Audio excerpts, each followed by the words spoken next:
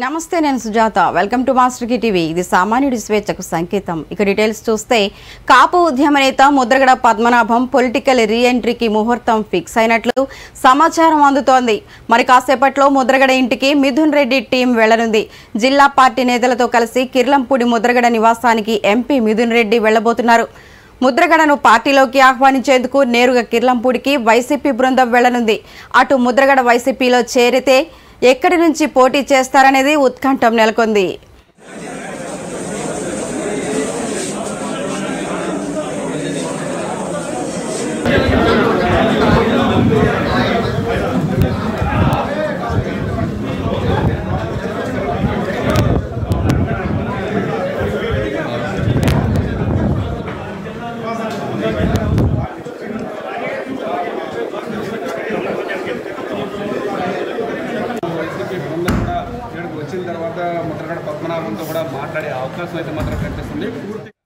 లౌకిక ప్రజాస్వామ్యాన్ని పరిరక్షణకు మహిళా హక్కుల రక్షణకు మనువాద రాజకీయాలను ఎదుర్కొనేందుకు మహిళలు నడుం బిగించాలని ఆంధ్రప్రదేశ్ మహిళా సమైక్య రాష్ట్ర అధ్యక్షురాలు అత్తిలి విమల పిలుపునిచ్చారు అంతర్జాతీయ మహిళా దినోత్సవం సందర్భంగా విశాఖ నగరంలోని జీవీఎంసీ గాంధీ విగ్రహం వద్ద ఆంధ్రప్రదేశ్ మహిళా సమైక్య విశాఖ జిల్లా సమితి ఆధ్వర్యంలో ప్రదర్శన మానవహారం నిర్వహించారు ఈ సందర్భంగా విమల మాట్లాడుతూ పోరాడి సాధించుకున్న మహిళా హక్కులను నేడు కేంద్రంలో అధికారంలో ఉన్న బీజేపీ ఆర్ఎస్ఎస్ వ్యవస్థ వ్యవహరిస్తున్న తీరు వల్ల హక్కులు హరించబడుతున్నాయని ఆవేదన వ్యక్తం చేశారు వాడవాడలా ఈరోజు కార్యక్రమాలు చేపడతా ఉంది 1910 డెన్మార్క్ రాజధాని కోపెన్హెగన్ లో పుట్టు పరిశ్రమలో పనిచేస్తున్నటువంటి వేలాది మంది మహిళలు 8 గంటల పనిదినం కోసం వేతనాల పెంపు కోసం ఉద్యోగ భద్రత కోసం ఓటు హక్కు కోసం క్లారా జెట్కిన్ నాయకత్వంలో కొన్ని ఏళ్ల తరబడి ఒక దీర్ఘకాలిక పోరాటం చేసి సాధించుకున్నటువంటి మహిళా హక్కుల పోరాట దినంగా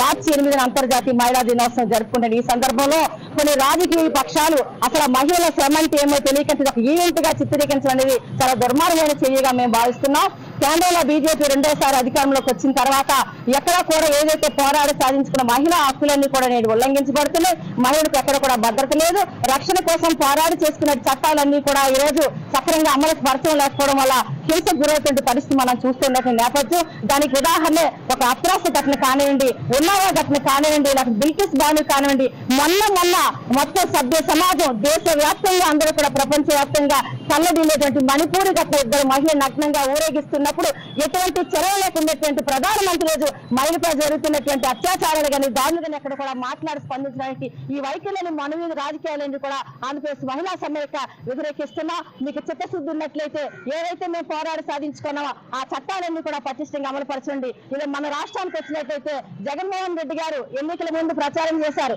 నేను అధికారంలోకి వచ్చిన తర్వాత దశల వారి మద్యపాన్ని నిషేధిస్తామని చెప్పి తీరా గద్దెనెక్కిన తర్వాత ఆయన మద్యపాన్ని నిషేధించకపోగా మరిన్ని సొంతంగా షాపులు పెట్టుకొని సొంత బ్రాండ్లు పెట్టుకొని కల్తీ మద్యాన్ని విక్రిస్తూ అనేక మంది రోడ్డున పడ్డానికి కారకులయ్యారు కాబట్టి మేము ఒకటే మణికొండలో అధికారులు అక్రమ నిర్మాణాలపై దృష్టి పెట్టారు బఫర్ జోన్ లో నిర్మించిన కట్టడాలను కూల్చివేశారు లేక్ వ్యూ పేరిట నిర్మాణాలు వెలిశాయి విల్లాలను నేలమట్టం చేశారు భారీ పోలీసులు బందోబస్తు నడుమ కూల్చివేతలు కొనసాగాయి గండిపేట తహసీల్దార్ శ్రీనివాసరెడ్డిని టీఆర్ఎస్ నేత గోవర్ధన్ బెదిరించాడని సమాచారం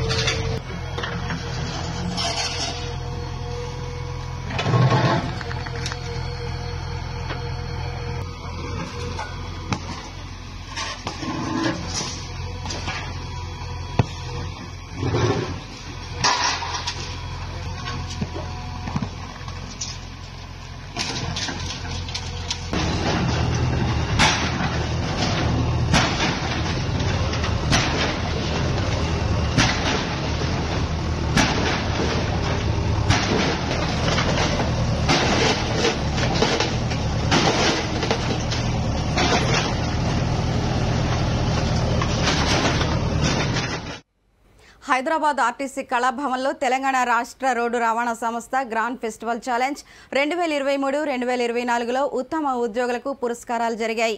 ఈ కార్యక్రమానికి ముఖ్య అతిథిగా హాజరైన రవాణా బీసీ సంక్షేమ శాఖ మంత్రి పొన్నం ప్రభాకర్ పాల్గొన్నారు. ఈ కార్యక్రమంలో ఆర్టీసీ ఎండీ సజ్జనార్, ఆర్టీసీ ఉన్నతాధికారులు పాల్గొన్నారు.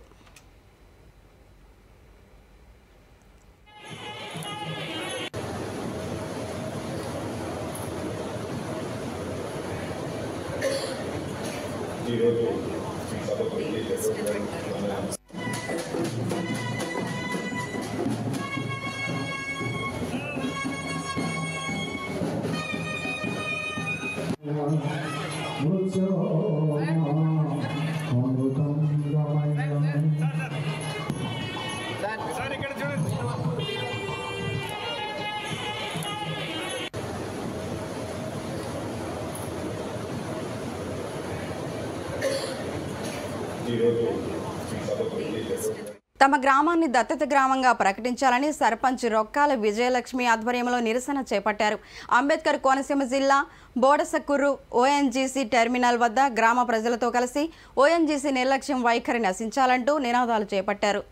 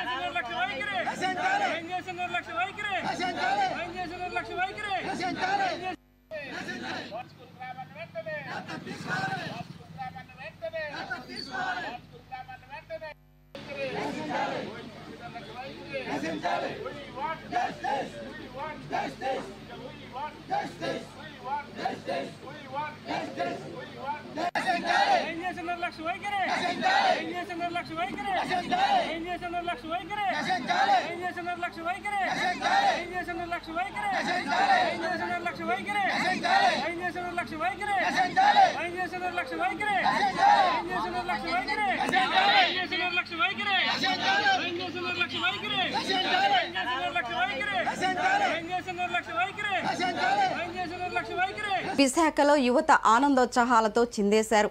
మహిళా దినోత్సవం సందర్భంగా విశాఖలోని ఆంధ్ర యూనివర్సిటీ బాస్కెట్బాల్ గ్రౌండ్ యువత ఫ్లాష్ మాబ్ నిర్వహించారు. హుషారైన పాటలతో యువత తమ డాన్సులతో హోరెత్తించారు. Durgabai Deshmukh Centre for Women Studies ఆధ్వర్యంలో నిర్వహించిన ఫ్లాష్ మాబ్ ఆకట్టుకుంది. డాన్సులు చేసే వారితో పాటు చూసేందుకు వచ్చిన యువత పెద్ద సంఖ్యలో సందడి చేశారు.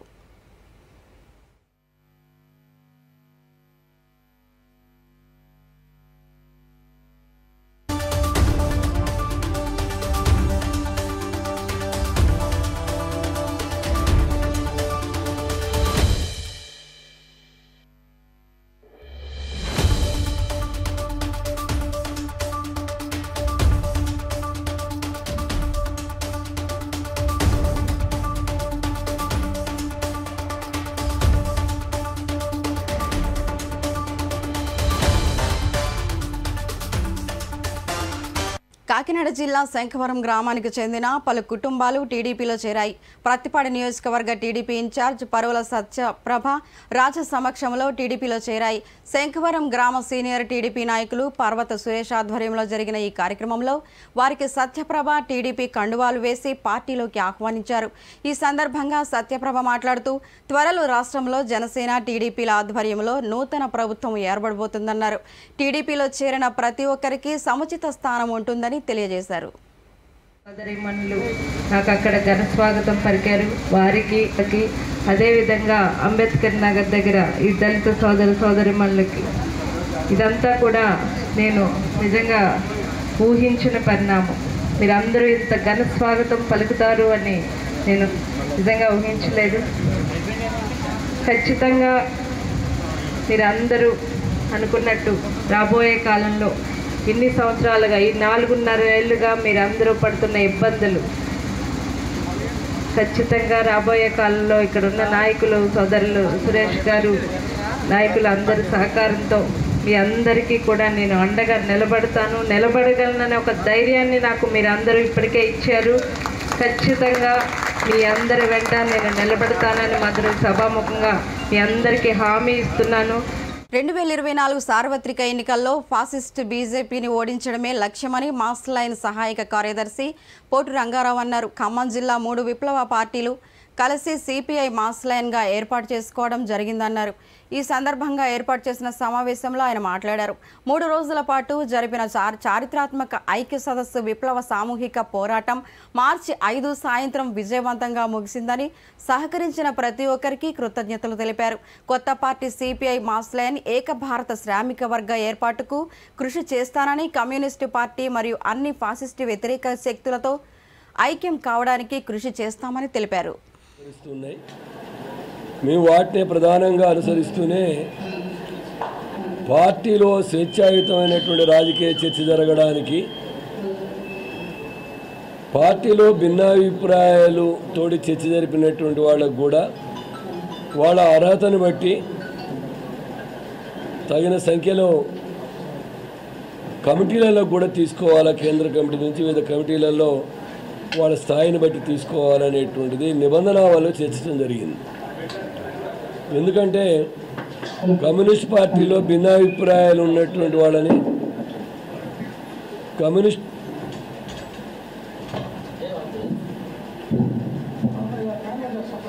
కమ్యూనిస్ట్ పార్టీలో భిన్నాభిప్రాయాలు ఉన్నటువంటి వాళ్ళని పార్టీలో నుంచి వెళ్ళగొట్టేటువంటి ఒక వాతావరణం, బ్యూరోక్రటిక్ నేచర్, ఒక నిరంకుశమైనటువంటి ధోరణి కమ్యూనిస్ట్ పార్టీలో ఉంటుందనేటువంటిది చాలా కాలం నుంచి చర్చ జరిగింది. కాబట్టి భిన్నాభిప్రాయాలు, అనేక అభిప్రాయాల మధ్య ప్రజాస్వామికంగా చర్చ, కేంద్రీకృత విధానం రెండు ఉండాలనేటువంటి దాన్ని డెమోక్రటిక్ సెంట్రలిజం అని అంటాం. ఆ డెమోక్రటిక్ సెంట్రలిజం అనేటువంటి దాంట్లో భిన్నాభిప్రాయాలు ఉన్నటువంటి వ్యక్తుల్ని కూడా పార్టీ కమిటీల్లో వాళ్ళ స్థాయిని బట్టి తీసుకోవాలనేటువంటిది నిబంధనగా ఉండాలా, అది ఆప్షన్గా కాకుండా నిబంధనగా ఉండాలని చెప్పి మా ప్రణాళిక నిబంధనలు చేర్చడం జరిగింది. ఎందుకంటే 40 సంవత్సరాల సుదీర్ఘమైనటువంటి న్యూ డెమోక్రసీలో ఖమ్మం పార్లమెంటు బీఆర్ఎస్ పార్టీ విస్తృత సమావేశానికి ముఖ్య అతిథిగా పార్టీ వర్కింగ్ ప్రెసిడెంట్ కేటీఆర్ హాజరు కానున్నారని ఎమ్మెల్సీ తాతామధు తెలిపారు. ఈ సమావేశానికి పార్లమెంటు పరిధిలోని 7 నియోజకవర్గ నాయకులు, కార్యకర్తలు పాల్గొననున్నారని తెలిపారు. ప్రస్తుతం ఎంపీ నామా నాగేశ్వరరావుకు మళ్లీ ఖమ్మం పార్లమెంటరీ అభ్యర్థిగా ప్రకటించిన నేపథ్యంలో వద్దిరాజు రవిచంద్రకు రాజ్యసభ సభ్యునిగా అవకాశం కల్పించేందుకు కేసీఆర్కు కృతజ్ఞత సభ, బీఆర్ఎస్ ఎంపీ అభ్యర్థి ఎన్నికల శంఖారావం కార్యక్రమం విజయవంతం చేయాలని పిలుపునిచ్చారు. బీఆర్ఎస్కు బీసీల మీద చిత్తశుద్ధి ఉన్నది కావునే రాజ్యసభ సభ్యుడి ఒక బీసీ బిడ్డకు అవకాశం ఇచ్చారని అన్నారు. గాయత్రి రవి గారైనా నామా నాగేశ్వరరావు గారు ఇద్దరు కూడా అటు లోక్సభలో ఇటు రాజ్యసభలో అనేక సందర్భాల్లో తెలంగాణ ప్రజల వాణి వినిపించడంలో కానీ, అలాగే ఖమ్మం జిల్లా సమస్యలు ప్రస్తావించటంలో పూర్తిగా విజయవంతమయ్యారని మేము భావిస్తున్నాం. ఈ జిల్లాలో ఉన్నటువంటి అనేక సమస్యలు, కేంద్ర ప్రభుత్వంతో ముడిపడి ఉన్నటువంటి సమస్యల్ని కేంద్ర ప్రభుత్వం దృష్టికి తీసుకెళ్ళి వాటికి ఒక పరిష్కారం కనుగొనటంలో వారిద్దరూ కూడా విజయవంతమయ్యారని మేము ఈ సందర్భంగా తెలియజేస్తున్నాం. ఖమ్మం జిల్లాకు శాంక్షన్ అయినటువంటి ఈ యొక్క జాతీయ రహదారుల విషయంలో అనేక సందర్భాల్లో ఇక్కడ ఉన్నటువంటి స్థానిక ప్రజాప్రతినిధులు కలుపుకొని కేంద్ర మంత్రుల దగ్గరికి తీసుకెళ్ళటంలో కానీ, ప్రధానమంత్రి గారి దృష్టికి తీసుకెళ్ళటం కానీ, కేంద్ర రవాణా శాఖ మంత్రి దృష్టికి తీసుకెళ్ళటంలో కానీ, ఆ తర్వాత వాటిని సాధించటంలో ఇద్దరు వారికి అప్పజెప్పిన బాధ్యతని నిర్వహించడం జరిగింది. తిరిగి రవిచంద్ర గారికి రాజ్యసభ సభ్యుడిగా ఇప్పుడున్న పరిస్థితులలో ఒక బీసీ సామాజిక వర్గానికి ఆ రాజ్యసభ ఇవ్వటం అనేటువంటిది బీఆర్ఎస్ పార్టీకి నగర కడప జిల్లా దత్తరాజేరు మండలం కోమటిపల్లిలో టీడీపీ జనసేన విస్తృత స్థాయి సమావేశం నిర్వహించారు. ఈ సందర్భంగా టీడీపీ ఎమ్మెల్యే అభ్యర్థి కొండపల్లి శ్రీనివాస్ మాట్లాడుతూ రాజశేఖర్ రెడ్డి హయాంలో తోటపల్లి కాలువ నీరు రావడానికి మానాపురం సంత తోటలో శిలాఫలకం వేయడం జరిగిందని, ఇప్పటికీ ఆ పనులు పూర్తి కాలేదని విమర్శించారు. ఈ చేతగాని వైసీపీ ప్రభుత్వాన్ని ఇంటికి పంపించే సమయం ఆసన్నమైందని, ప్రతి ఒక్కరూ గ్రామాల్లో సైనికుల్లా పనిచేసే తెలుగుదేశం పార్టీ అభ్యర్థిగా నిలబడిన తనను అత్యధిక మెజారిటీతో గెలిపించాలని కోరారు. కొండపల్లి శ్రీనివాస్ అభ్యర్థిని అనౌన్స్ చేయడం జరిగింది. ఇవాళ దత్తిరాజేరు మండలం అనేది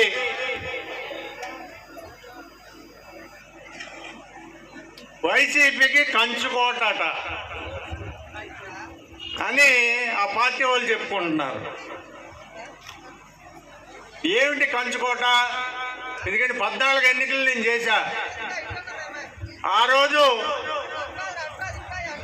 14 ఎన్నికల్లో 10,000 మెజార్టీ వస్తుందంటే 1800కి వచ్చి ఆగింది. ఆ రోజు 14 ఎన్నికల్లో. ఆ రోజుకి ఈ రోజుకి సుమారు 10 సంవత్సరాలు అయింది. ఎవరు మంచి చేశారు, చెడు చేశారు అనేది ప్రజలందరికీ తెలుసు. అయితే మనకున్న సమస్యల్లో ఎంపీపీలు చేసుకుంటున్నాం, ఎంపీటీసీలు గెలుచుకుంటున్నాం, జడ్పీటీసీ ఓడించాం మన పార్టీ నుంచి. అదే పెద్ద సమస్య. ఇక్కడ ఏక నాయకత్వం అనేది అవసరం. ఎక్కడ ఇవాళ దయచేసి చెప్తున్నాను,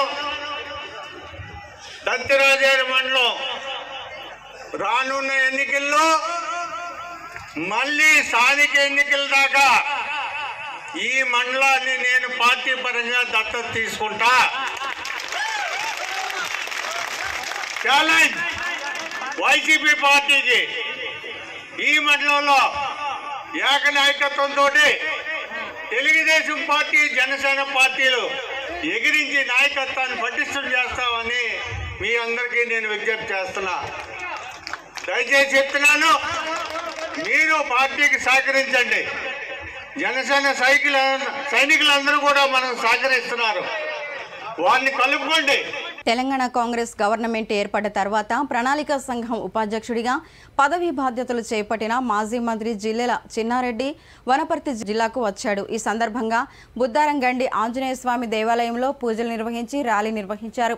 ఈ కార్యక్రమానికి కార్యకర్తలు, పార్టీ శ్రేణులు అధిక సంఖ్యలో పాల్గొని ప్రణాళిక సంఘం ఉపాధ్యక్షునికి గజమాలలతో సత్కరించారు. అనంతరం చిన్నారెడ్డి మాట్లాడుతూ, నాపై నమ్మకం ఉంచి నాకు ఈ పదవి ఇచ్చిన ముఖ్యమంత్రి రేవంత్ రెడ్డికి కృతజ్ఞతలు తెలిపారు.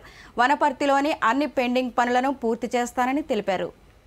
అభివృద్ధి చేస్తాడన్న ఉద్దేశంతో ఆ అమ్మ రేవంత్ రెడ్డి గారికి పిసిసి పగ్గాలు అప్పచెప్పడం జరిగిందనేటువంటి మాట కూడా నేను మనం చేస్తున్నాను. వనపర్తిలో ఉండే మనం అందరం కూడా, ఎందుకంటే వనపర్తిలో పుట్టకపోయినా రేవంత్ రెడ్డి గారు వనపర్తిలో పెరిగాడు, చదువుకున్నాడు, అనేక మంది స్నేహితులు ఉన్నారు వారికి. ఇక్కడ వనపర్తి ఒక రెండో పుట్టిల్లుగా ఉంది వారికి అనేటువంటి మాట కూడా మీతో మనం చేస్తున్నాను.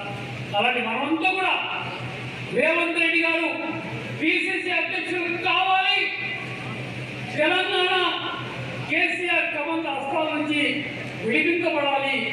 కాంగ్రెస్ పార్టీని అధికారంలోకి చేయగల నాయకుడు ఆయన్నే నమ్మి వనపర్తి మనం అందరం కూడా వారికి మద్దతు తెలపడం జరిగిందనేటువంటి మాట కూడా నేను ఇంతో సమయంగా మనం చేస్తున్నాను. మనందరం కోరుకున్నట్టుగానే దాదాపుగా రేవంత్ రెడ్డి గారు పిసిసి అధ్యక్షుడై ఒక 2 సంవత్సరాల కాలం అలుపెరగని పోరాటం వారు చేయడం జరిగినది. అనేక కార్యక్రమాలు మన ద్వారా చేయించడం జరిగినది. మెంబర్షిప్ కార్యక్రమం కానీ, సభ్యత్వ నమోదు కానీ, బిఎల్ఓస్ కానీ, గ్రామ కమిటీలు కానీ, మండల కమిటీలు కానీ, బూత్ కమిటీలు కానీ, బూత్ ఎన్రోలర్స్ కానీ, ఇవన్నీ ఎన్నో కార్యక్రమాలు మనం చాలా సమర్థవంతంగా వనపర్తిలో చేయడం జరిగిందనేటువంటి మాట కూడా మీతో మనం చేస్తున్నాం.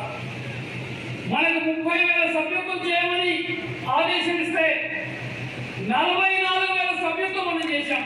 మీ అందరి ఆశీర్వాదం వల్ల, మీ అందరి గొప్ప శ్రమ వల్ల ఇల్లు తిరిగి ఈ సభ్యత్వం నకిలీ సభ్యత్వం కాదు, డిజిటల్ సభ్యత్వం.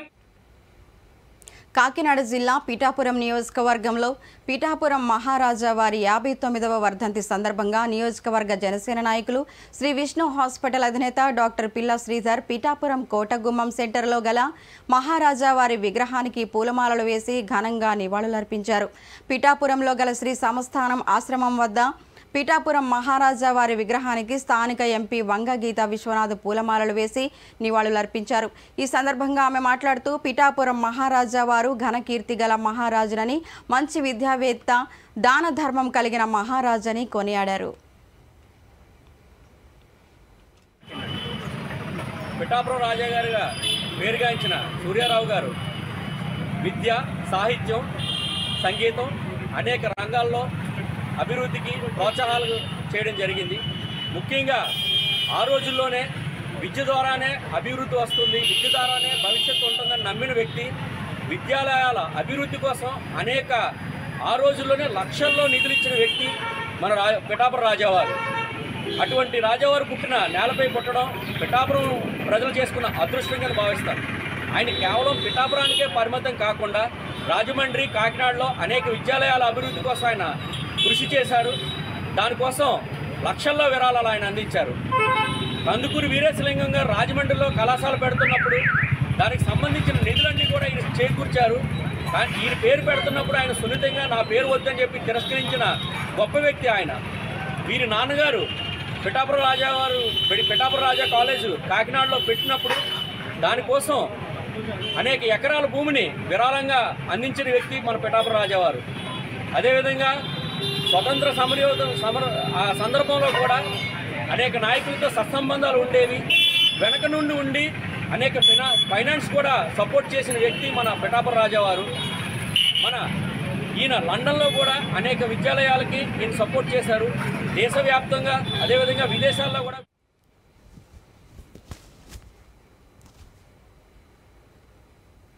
నాంపల్లిలోని రాజీవ్ గృహ కల్ప కార్యాలయంలో క్రిస్టియన్ మైనారిటీ కార్పొరేషన్ చైర్మన్గా దీపక్ జాన్ పదవి బాధ్యతలు చేపట్టారు. క్రిస్టియన్ల అభివృద్ధి కోసం తాను పనిచేస్తానని అన్నారు. క్రిస్టియన్స్ సమస్యల పరిష్కారం కోసం పనిచేస్తానని తెలిపారు.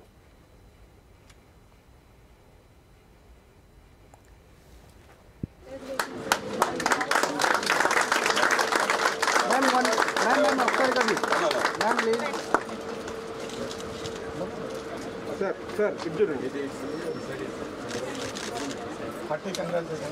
Thank you so much.